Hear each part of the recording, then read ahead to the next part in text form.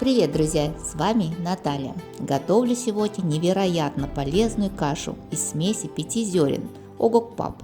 Традиционная еда в день первого полнолуния представляет собой рис чапсари, проса, перловой крупы, красной, черной фасоли. Тип зерна различается в зависимости от региона, и рецепт тем и хорош, что продукты не являются фиксированными. Заранее я замочила фасоль и перловую крупу, так как они готовятся подольше, чем рис. Держала фасоль несколько часов, затем отварила черную фасоль на небольшом огне минут 30. Затем прополоскала в проточной воде. Фасоль не нужно сильно варить, так как с рисом он доварится и не будет разваренным, что не очень эстетично выглядит. Красную фасоль варила чуть поменьше, 15 минут. На огокпап нужен специальный рис сорта чапсари. Это рис с высокой клейковиной, и немного добавляю простого риса. Также кладу черный рис или дикий, как его еще называют. Совсем немного. Дикий рис дает терпкий вкус, поэтому слишком много не добавляю.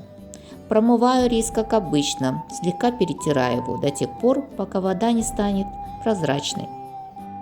Набираю воды столько, чтобы она покрыла рис полностью. Очень вкусный рис получается, если его отмочить в воде 2-3 часа.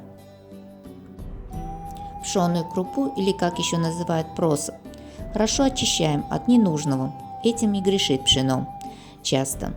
Промыть хорошенько в проточной воде. Затем я обдаю кипятком хорошо, чтобы убрать горечь крупы.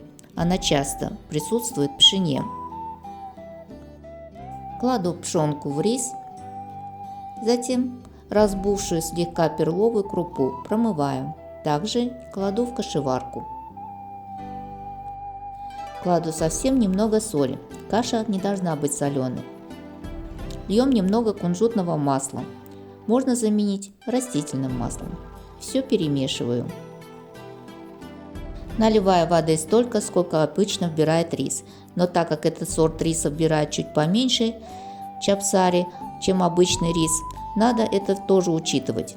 Да и если рис постоял пару часов, то есть разбух, то тоже это нужно учитывать. Следовательно, и воды здесь должно быть чуть поменьше. Сверху в последнюю очередь кладу отваренную слегка фасоль. Разравниваю. Готовить это чудо-кашу я буду в рисоварке. Как рис приготовится, оставить его еще томиться на 10-15 минут, не открывая крышки. Пока еще рис горячий, нужно его обязательно перемешать. Огокпап еще называют его порумпап. Готовили раньше заранее, вечером, перед полнолунием.